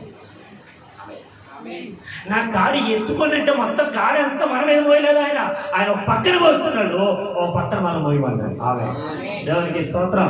ఒక మాట చెప్తాను, గుర్తుపెట్టుకోండి. తండ్రి కొడుకు వెళ్తున్నారు అనుకోండి, ఒక దొంగను కొట్టారు, చెట్టుని కొట్టారు. ఆ చెట్టు చాలా బారుగా ఉంది, దాన్ని మోసుకుంటూ వచ్చేటప్పుడు ఒక నాన్న నీ భుజం మీద ఎత్తుకో అన్నప్పుడు ఆ పెద్దది ఏదైతే ఉందో అది ఈ నాన్నగారి పక్కన ఎత్తుకొని ఈయన మోస్తూ వెళ్ళేటప్పుడు ఆ కుమారు బాధపడుతుండగా, ఆ కుమారు ఏడుస్తూ ఉంటుండగా, ఆ కుమారు నొప్పిని భరించలేనట్టుగా అలా ఉండిపోయినప్పుడు మరలా తండ్రి ఏం చేస్తాడంటే అక్కడి నుంచి కొంచెం ఇలాగా అబ్బాయి దగ్గర జరిగి కొంచెం దగ్గర జరిగి మొత్తం ఆ భారం అంతా కూడా, ఆ బరువు అంతా కూడా తండ్రి భుజాల మీదకి వేసుకొని కొంచెం ఆయన మీద ఆంచి ఆన్నట్టుగా అలా పెట్టి మొత్తం మోస్తూ వెళ్తారు తండ్రి. దేవునికి స్తోత్రం. నా యేసు అలా మోసాడు. అలా మోసాడు కాబట్టి ఈరోజు బరువు బాధ్యత మనకు తెలియట్లే. అదే మనం కూడా ఎత్తుకుని తెలియదే. ఎవరు అన్నారు మాట, వీరికి పెళ్ళైతే కానీ మాట్లాడకి ఈ పెళ్ళైతే కానీ బరువు బాధ తిని కూర్చొని మొబైల్ చూసుకుంటూ ఉంటున్నాడు వీడికి అసలు ఏది బరువు తెలుస్తుంది అంటారు చూసారా చెప్పండి నేను అంటాను పెళ్ళైతే కానీ నీకు బరువు బాధ్యత యేసు ప్రభు ఆ కాడి ఒకసారి నువ్వు ఎత్తుకో. యేసు ప్రభు సిలువ మోసుకుంటూ వెళ్తున్నప్పుడు ఆయన పడిపోతే ఎదురుగా వస్తున్న ఒక మనిషిని ఆ శిష్యులందరూ కూడా క్షమించాలి, ఆ సైనికులందరూ కూడా ఇట్లా నువ్వు యేసు ప్రభు పడేసినటువంటి ఆ శిలువ కాసేపు ఎత్తుకో ఆయన ఆ శిలువను ఆయన మీద ఊపేసరికి 3-4 అడుగులు వేసారంట. అంతే ఆయన జస్ట్ 3 అడుగులు వేసాడంట. యేసు ప్రభు అయినా మరలా లేచి నన్ను ఇలా పిలిచి యేసు ప్రభు మరలా ఆ శిలువని అంటే ఒకసారి గమనించండి.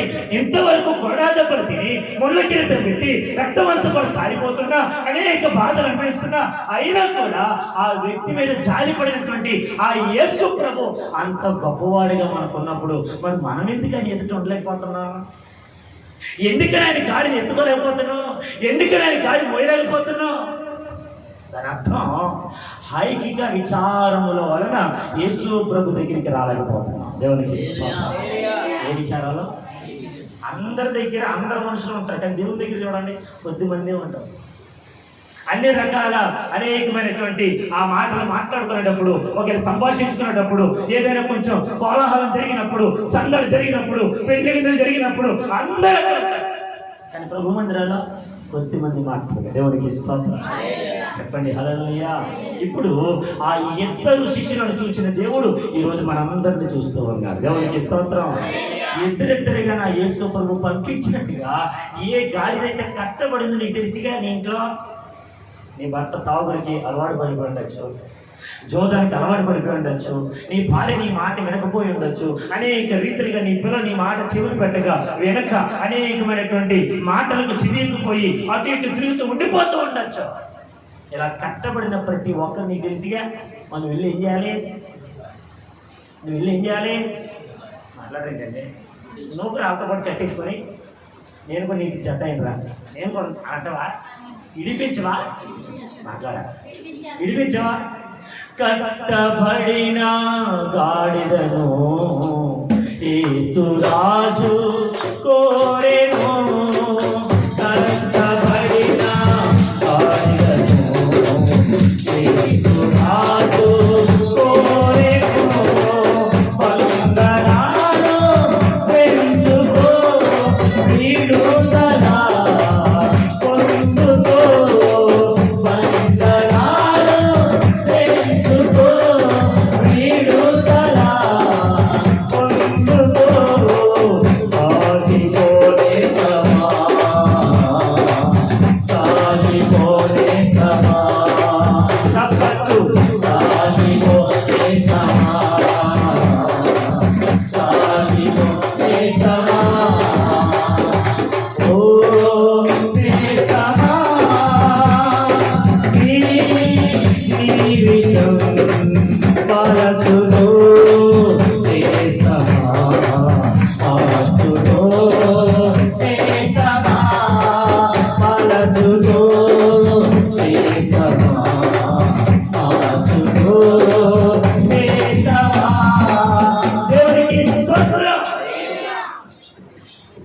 2010లో బైబిల్ కళాశాలకు వెళ్ళిన తర్వాత జూన్ నెల 18వ తారీఖు 10వ తారీఖు ఇక్కడి నుంచి బయలుదేరి నెల్లూరు వెళ్ళి నెల్లూరు నుంచి మరల 11, 12 తారీఖులు బయలుదేరి కొనిపత్రి వెళ్ళాం. నాతో పాటు వచ్చిన వాడు ఒక రోజు ఉన్నాడు, తర్వాత రోజు పారిపోయాడు కాలేజీ నుంచి. అందరూ అనుకున్నారు ప్రవీణ్ పారిపోతాడు, ఈ అబ్బాయి ఉంటాడు అనుకున్నారంట. ఈవెన్ సంతోష్ అయ్య గారు కూడా ఆ అబ్బాయి మీదే నమ్మకం. ఆ అబ్బాయి పేరు అభిషేక్. అభిషేకించబడిన వాడు పారిపోయాడు. ఎందుకు లేనటువంటి నన్ను ఆ కాలేజీలో ఉంచాడు. ఎప్పుడైతే అక్కడ వచ్చిన తర్వాత నేను కూడా ఆలోచిస్తాను, వాడు వెళ్ళిపోయాడు కదా, మనం కూడా ఇబ్బంది పెట్టలేదు. నాన్నగారు ఒకటే అన్నారు, నువ్వు కనుక అక్కడి నుంచి వచ్చావా, సంతోష్ గారికి చెట్టు పేరు వచ్చావా, నేను చంపేయడమే. ఏం చేయడం? ఈ మాట సంతోష్ ఏంటంటే కను గురించి చెప్పేసుకుంటారా? చంపేంతరాన్ని. దేవునికి స్తోత్రం. దేవునికి అవమానం తెచ్చేటువంటి కొడుకు ఉంటాయి ఎంత పోతాయంట. మీరు నమ్మకంతో నా కొడుకుని పంపిస్తున్నారు. వాడు ఏదైనా చెడ్డ పేరు చేశాడా? ఏమంటే పడుకుని ఆలోచిస్తున్నాను, పైన కింద బెడ్ పైన ఉంటుంది. పడుకుని ఆలోచిస్తున్నప్పుడు దేవుడు నాకు దర్శనం ఇస్తాడు. ఏంటి ఆ దర్శనం అంటే, ఎవరో పైనుంచి పడిపోతున్నారు. పడిపోతున్నటువంటి వాడిని నేను ఏం చేశానంటే, అక్కడ దోమలు ఎక్కువ ఉంటే దోమల దగ్గర కట్టుకున్నాను మంచం మీద, అంత బాగానే ఉంది. పడుకుని ఆలోచిస్తూ ఉంటాడు, దేవుడు దర్శనం ఇస్తుంటే ఎవరో పడిపోతుంటే పడిపోతున్న వాడిని పట్టుకున్నాను. కానీ చెప్పాలి, పడిపోతున్న వాడిని పట్టుకుని ఆయన కాపాడా. మరి కాపాడడం నా దెబ్బలు తగలవా?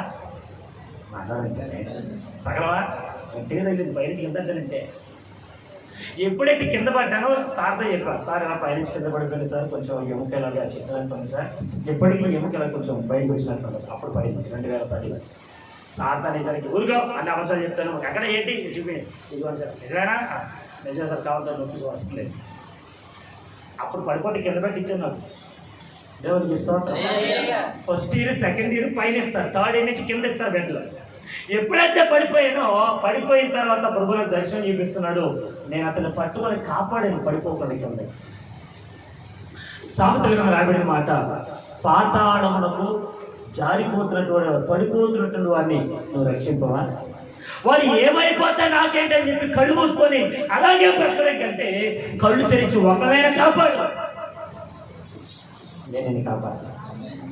ఆమె ఆ రోజు ఆ వాగ్దానం ఇచ్చాడు. దాన్ని బట్టి నేను ఏం చేశానంటే, ఇంచుమించు 4 సంవత్సరాలు కళ్ళు మూసుకుని ప్రార్థన చేసుకుంటూ, ప్రభువా నేను ఉంటానా, ఇక్కడ పారిపోనాయా.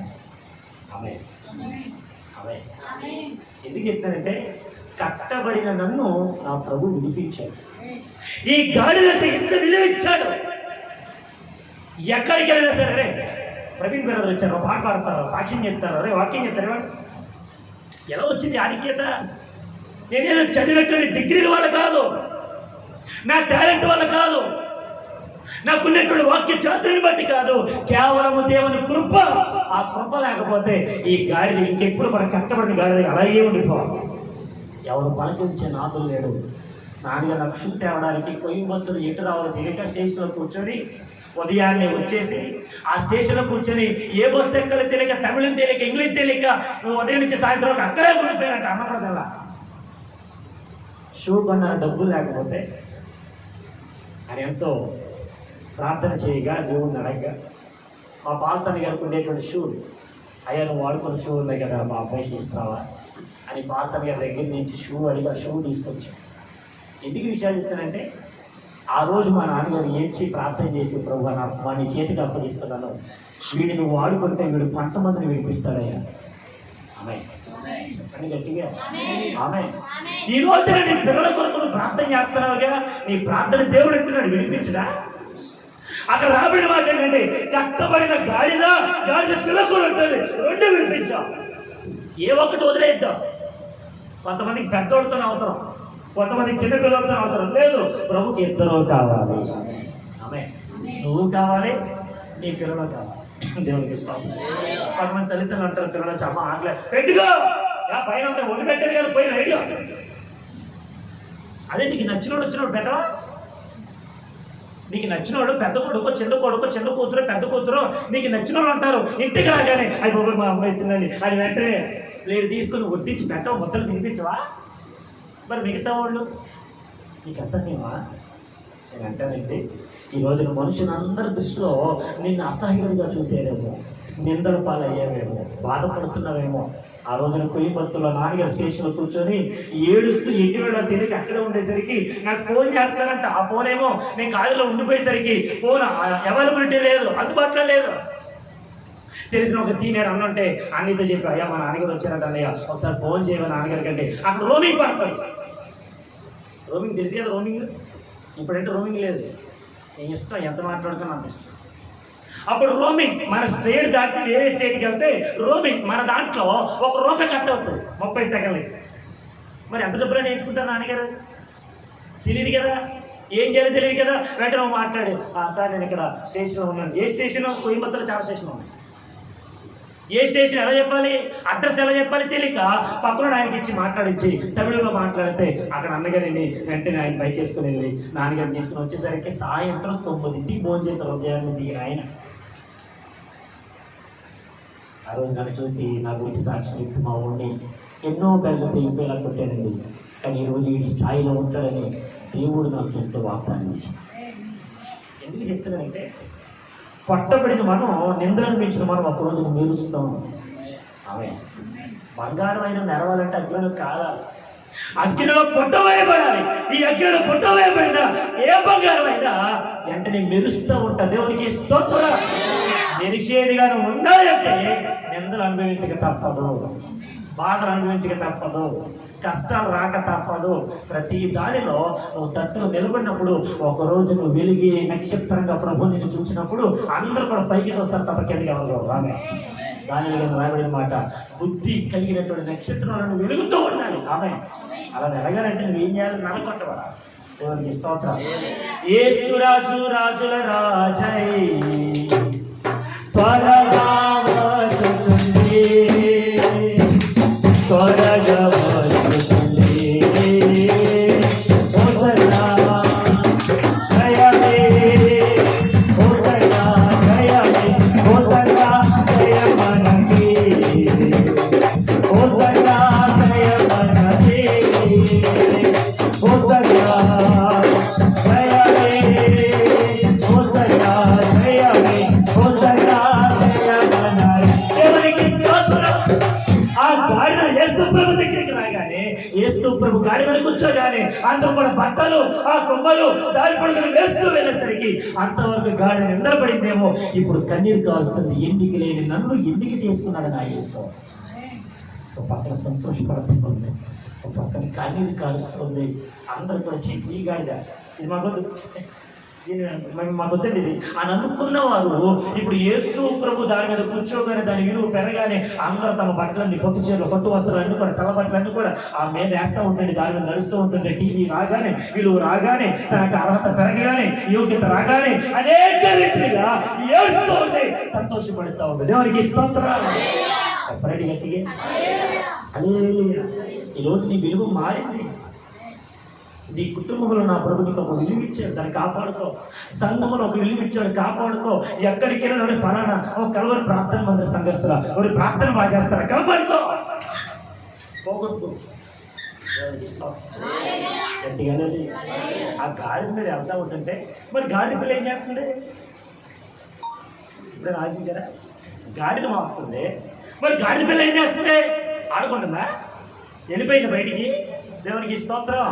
తండ్రి అనగా ఆ తండ్రి యేసు ప్రభువును మోస్తుంటే, తల్లి యేసు ప్రభువును మోస్తూ ఉంటుంటే, ఆ కొడుకు కూతురు యేసు ప్రభు వెనకాల, ఆ తల్లి వెనకాల తండ్రి వెనకాల నడుస్తూ రావాలి. ఆమె చెప్పండి ఆమె. ఈరోజు నువ్వు రావాలి పిల్లలు. నీ బ్రతుకు మారాలి, నీ స్థితి మారాలి. మారాలంటే నీ తల్లిదండ్రులు ఏ దేవుడైతే అనుసరిస్తున్నారో వారితో పాటు నమ్మకం కదా రేపు నేను వాడుకుంటాను. వాడుకోరా మాట్లాడండి, వాడుకోరా. నా ప్రభు ఖచ్చితంగా వాడుకుంటాడు. దేవునికి ఇష్టం. చెప్పండి హల్లెలూయా. ఇప్పుడు యేసు ప్రభు గాడి మీదకి వస్తూ ఉంటుంటే ఆ బట్టలన్నీ కూడా దారి పడుకుని వేసి ఆ వాటి మీద నడుచుకుంటూ వస్తున్నప్పుడు వెనకాల ముందున్న వారందరూ కూడా దావీదు కుమారునికి చెయ్యరు, దావీదు కుమారునికి. అక్కడ ఇంకో మాట రాయబడింది ఏంటంటే, ప్రభువు పేరట వచ్చి వాడు స్తుతింపబడును గాక, సర్వోన్నతమైన స్థలములో దేవునికి మహిమ. దేవునికి స్తోత్రం. ఈ రోజున యేసు ప్రభు వెళ్తా ఉంటుంటే ఆ రోజు అనేక మంది కేకలు వేసినప్పుడు ఇప్పుడు ఈ గాడి అనుకుంటుంది, యేసు ప్రభు నా మీద ఉంటేనే కదా, యేసు ప్రభు నేను మోసినప్పుడే కదా నాకు విలువ. అంటే యేసు ప్రభు దగ్గరికి రాలేనంత వరకు నాకు విలువ, యోగ్యత, అర్హత ఏ విలువ లేదు. దేవునికి ఇస్తాం. చెప్పండి హల్లెలూయా. ఏ నాన్నగారు అందరి దగ్గరికి వచ్చి, అన్నల దగ్గరికి వచ్చి, అయ్యో భోజనం చేయండి, పాస్టర్ రండి భోజనం చేయండి అంటే, వద్దండి మీతో మాట చెప్పాలని చెప్పి నా గురించి ఆ నాన్నగారు పడిన కష్టాలన్నీ కూడా వాడు ఫెయిల్ అయిపోయినప్పుడు ఎలా కొట్టేసిన ఏంటి ఇవన్నీ చెప్పేసరికి 11 భోజనం చేశారు. ఆ రోజు 11 భోజనం చేస్తే మరలా 3 ట్రైన్. అదేమన్నా దగ్గర 2-3 కిలోమీటర్ల కోయంబత్తూరు ఏమన్నా ఇంచుమించు నేనున్న కాలేజీ నుంచి స్టేషన్కి రావాలంటే 26 కిలోమీటర్లు. 26 కిలోమీటర్లు అంటే ఏ బస్సు ఎక్కాలో తెలియదు. మళ్ళీ 3 గంటల కంటే మళ్ళీ అన్నీ తీసుకొచ్చి బస్సు ఎక్కించి మళ్ళీ ఆ ట్రైన్ ఎక్కితే తర్వాత రోజు సాయంత్రానికి దిగారు. మా వాళ్ళందరూ వచ్చి నా గ్రాడ్యుయేషన్కి వచ్చారు.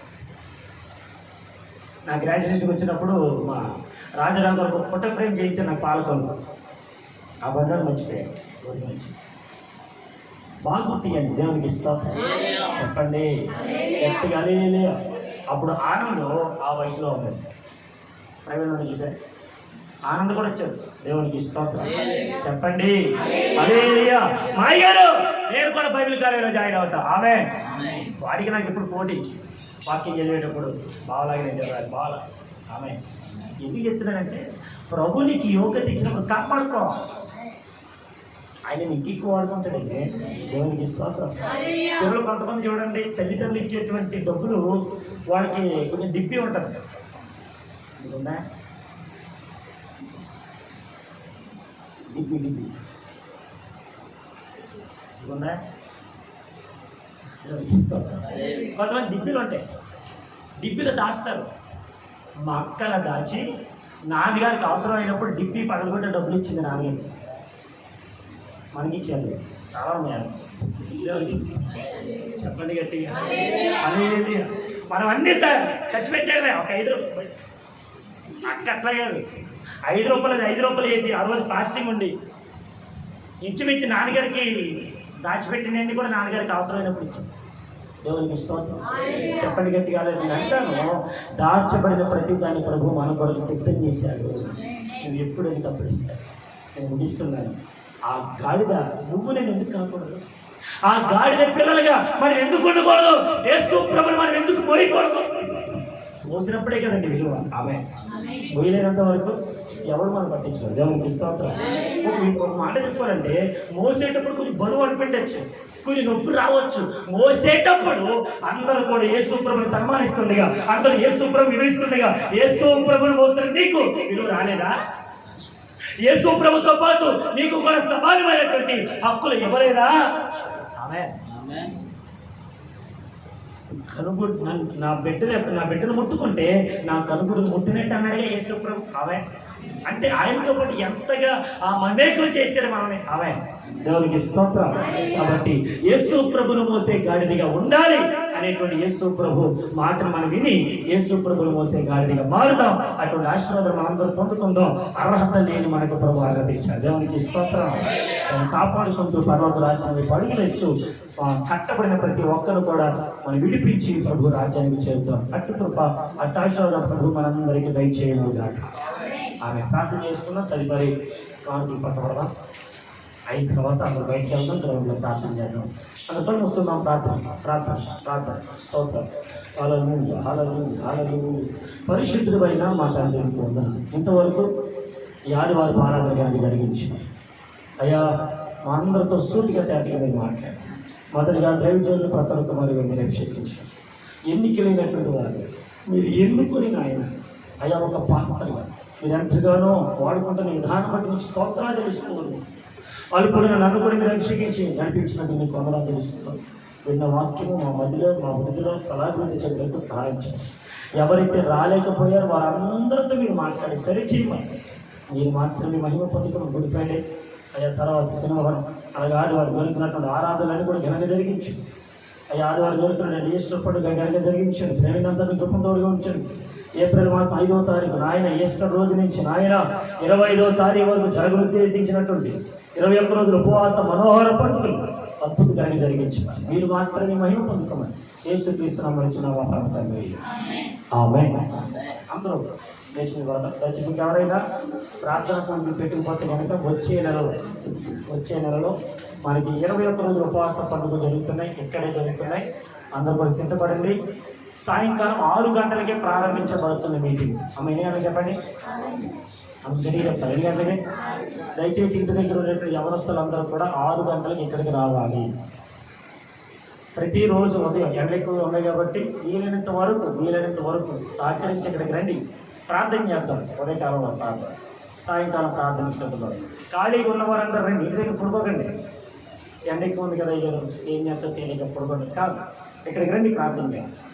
ఆమె అదొందా ఎన్నిసార్లు పిలిచినా మీరు రావడానికి ఇష్టపడరు. ప్రభు మిమ్మల్ని ఖచ్చితంగా దీవిస్తారు. దేవునికి స్తోత్రం. ఉదయకాలంలో ప్రార్థన జరిగితే ఆల్రెడీ సాంగ్స్ సిద్ధపరచబడ్డాయి. రేపు సోమవారం కానీ శనివారం కానీ వెళ్ళి బాంబే చేయిస్తాను లేదండి. దయచేసి పాటలు నేర్చుకోవడానికి ప్రయత్నం చేయండి. మన రాజుగారు ఒక పాట పెట్టారు కానీ అది ఎవరో నిస్సి పేరేంటి వెస్లీ యాన్ వెస్లీ గారు అలా బ్లెస్సీ వెస్లీ గారు ఆవిడ పాట పాడారు బాగానే ఉంది, కానీ మనం ఆ రాగం తీయాలో లేదని చెప్పి నేను ఆలోచిస్తాను. దేవునికి స్తోత్రం. ఏదేమైనా మంచిది. ఏమన్నా సూచనలు ఉంటే కనుక తెలియజేయండి. బయట మన గ్రౌండ్కి వెళ్ళి ప్రార్థన చేద్దాం. సౌండ్ సిస్టమ్ మాట్లాడాలి, తర్వాత స్టేజ్ మాట్లాడాలి, తర్వాత కొన్ని ఎన్ని కార్యక్రమాలు ఉన్నాయి వాటన్నిటి కూడా ప్రార్థన చేద్దాం. దయచేసి అందరూ కూడా సిద్ధపడండి, ప్రార్థన చేయండి. మనం అద్భుతంగా జరిగించింది కాక. ఆల్రెడీ గ్రూప్లో మీకు ఒక పాంప్లెట్ పెట్టారు, చూసారా? అందరూ అందరూ చూసారా? అందరూ చూసారా? చూసారా? చూసి అప్ప 21 మంది అనుకోకండి. ప్రార్థన దేవునికి ఇస్తారు. ప్రార్థన చేయాలి. ఒక పాట పాడుకొని కానుక సమర్పించుకున్న తర్వాత ప్రార్థన చేసుకొని బయటికి వెళ్దాం. ఆప్తులైన వారే మమ్ము విడచి వెళ్ళిన, మాకున్నవారే మాకు దూరమైనను. ఆప్తులైన వారే మమ్ము విడచి వెళ్ళిన, మాకున్నవారే మాకు దూరమైన.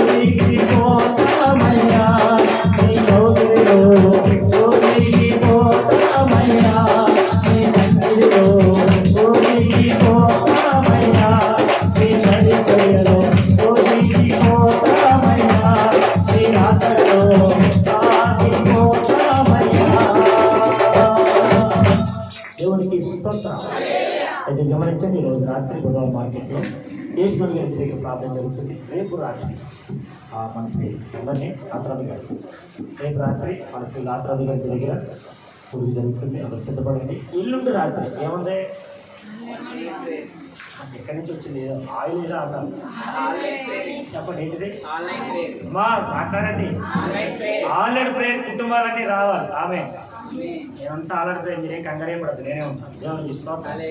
ఆన్లైన్ ప్రేయర్లు ప్రతి కుటుంబము రావాలి, పాల్గొనలు పొందాలి. ఈ నెలంత వరకు కాపాడే దేవునికి స్తోత్రాలు చెప్పాలి, సాక్ష్యాలు చెప్పాలి, వాక్యాలు వినాలి, వచ్చిన పలాను తేవాలి. ఆమె కొంచెం ఏం తేవాలి? పలాను.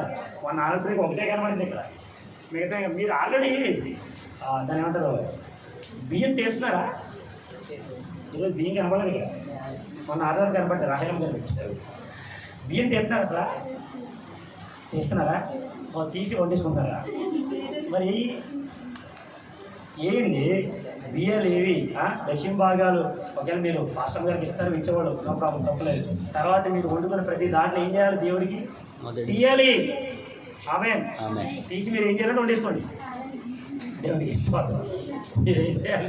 తేవాలి.